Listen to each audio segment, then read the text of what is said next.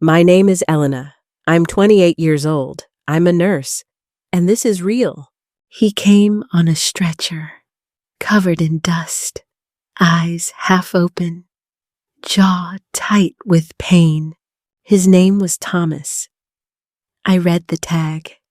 Soldier, Iraq, injured. Another broken arrival. His leg was bleeding. His hand wouldn't move, but he stayed calm. Like he'd seen worse. I changed his bandages. He didn't speak, just nodded once, eyes locked on mine. He didn't ask questions. Didn't complain or groan. He just breathed deeply and stared at the ceiling.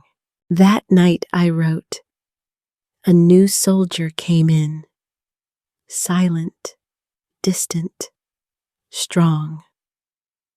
But his eyes screamed. I saw many men, wounded, scared, angry. But this one, he felt different. He didn't look weak, even with pain. He looked like he had nothing left. And somehow, that made me stay. Even when my shift was already over. I saw him daily.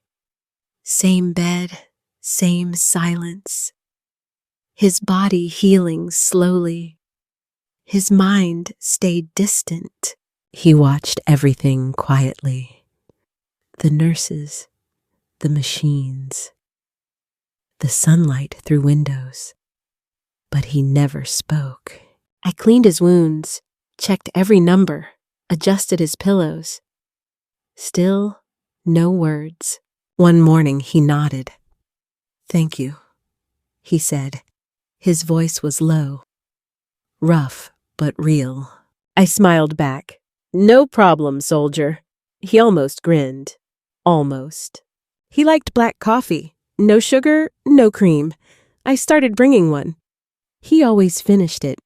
We played one game, guessing places on maps.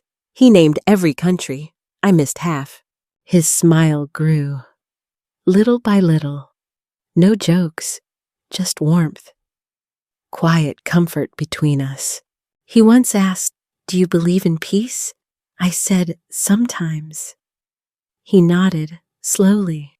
And just like that, he began returning. Not just the body, but the man inside. He looked at me. One quiet afternoon, sunlight on his face, eyes full of weight. "I lost my team," he said finally. An IED exploded. I was the only one. I didn't speak. I let him continue. The silence was heavy. But so was he. We were laughing before. 5 minutes earlier, then fire, screams, dust, then nothing. He clenched his jaw, hands shaking slightly. I still hear them when I try to sleep. I touched his hand, not as a nurse, but as someone who truly saw him. "You don't have to carry it alone." He looked at me and didn't look away. That night he asked, "Do you have family?" I told him yes, but they're far away. He nodded and said, "You're lucky, Elena." His voice broke, and so did mine. He wasn't just injured. He wasn't just strong. He was broken and still surviving. His wounds had closed, scars fresh, still red, but he could walk, and it was time. The bed was empty, the room too quiet. I stood there longer than needed. Then I heard footsteps. He came back in, holding a small note and a quiet smile. "I'm leaving now," he said softly. "But before I go..." He paused, uncertain. "Would you meet me?" He held the note. "Tomorrow. Coffee shop. Just to talk." I nodded, heart racing, tried to stay calm. "Sure," I whispered. Then he left. The next morning came. I wore my favorite sweater. Nothing fancy, just soft, just safe. He was already there. Same coffee, no sugar. He stood as I arrived and pulled out a chair. We didn't speak much. We didn't need to. It wasn't about coffee. It was about being seen. That's how it started. Not love, not romance. Just two broken people sharing a quiet table. We met every week. Same cafe, same corner. No music, no rush. Just time and presence. He spoke more now. About books, dreams, fears. Not war this time, but life before it. I laughed once. He looked surprised. Your laugh's nice, he said quietly. He never flirted, never crossed lines, but he listened deeply, like every word mattered. I noticed small things, how he walked slower when I was tired, how he remembered details. I told him stories about patience, routines, family. He smiled at everything, like it was enough. He carried my bag, opened every door, waited by my car, like it was natural. I started to wonder, is this friendship? Is it more? Do I want more? One night, he said, I feel safe with you. And I smiled, because I felt the same. He didn't speak much. That day felt strange. His coffee untouched. His hands too still. I knew something was waiting to break. So I asked, What's wrong, Thomas? He looked down, eyes full of silence. Then he whispered, I'm being deployed again. My chest went cold. I couldn't respond. Just stared quietly and felt everything shake. When? I asked. Next Monday, he said. 6 days left, but it felt like none. He took my hand, held it gently. I didn't want this. Not after finding you. Tears filled my eyes. But I stayed still.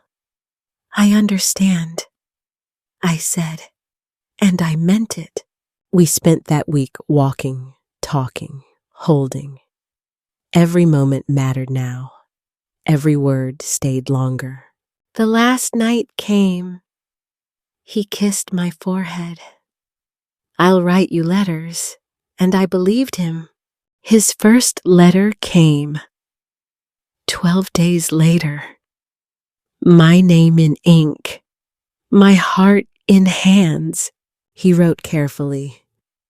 Not too long, but every word felt like breath. I miss your laugh.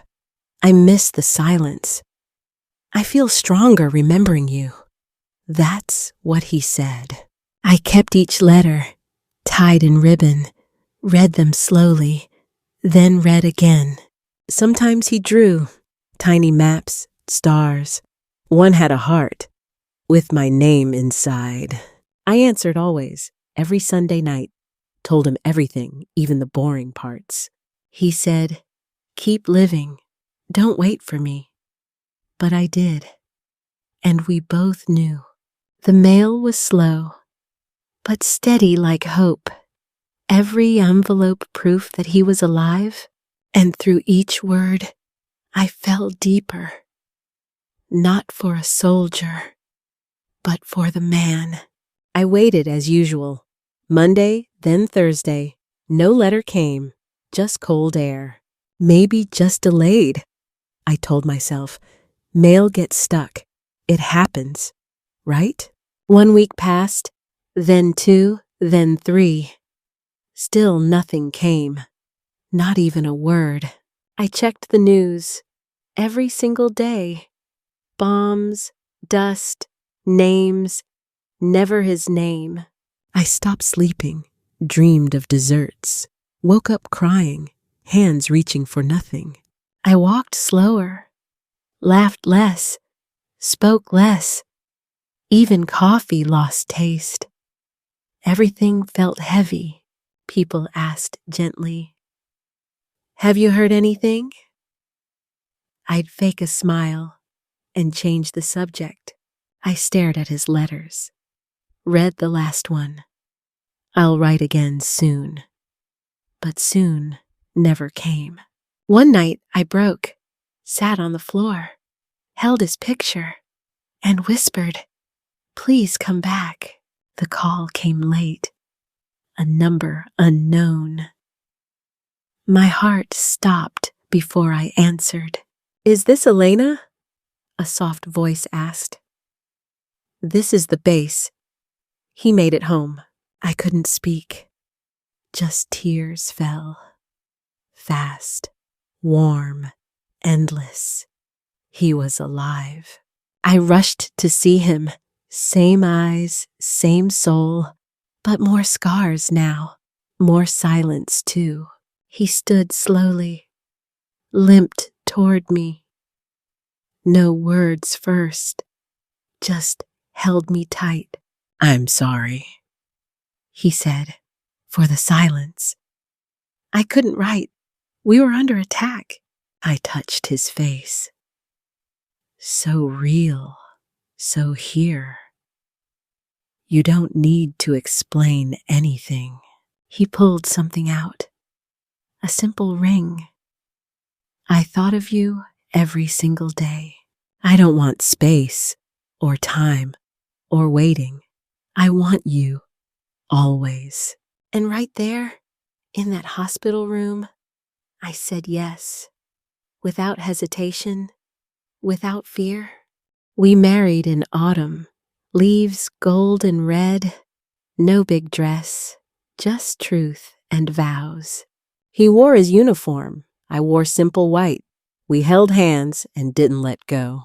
No music played, just our hearts, beaten steady, like they waited for this. Some cried softly, even the strong ones, because love like this is never quiet. He still wakes shaking. Some nights are long, but I stay close, and he breathes again. I hold his hand every single morning, because love heals what war can't reach. I never imagined this. Not the pain, not the beauty, not the journey. But now I know. Some souls find each other, even in chaos. Especially in chaos. He was a soldier, then a patient. Now he's my peace. Now he's my husband. What did you think of Elena and Thomas's story? Can love grow in the middle of fear and war? Have you ever held on to hope when everything felt uncertain? Share your thoughts in the comments. We'd love to hear your story. If this story moved you and you enjoy emotional English stories like this one, please like the video, share it with someone you care about, and don't forget to subscribe and turn on the notification bell for more. Thank you so much for watching. We hope to see you again very soon. Remember, some battles are visible, others are silent and fought in the heart. But real love, patient love, always finds a way. And your story is not over yet.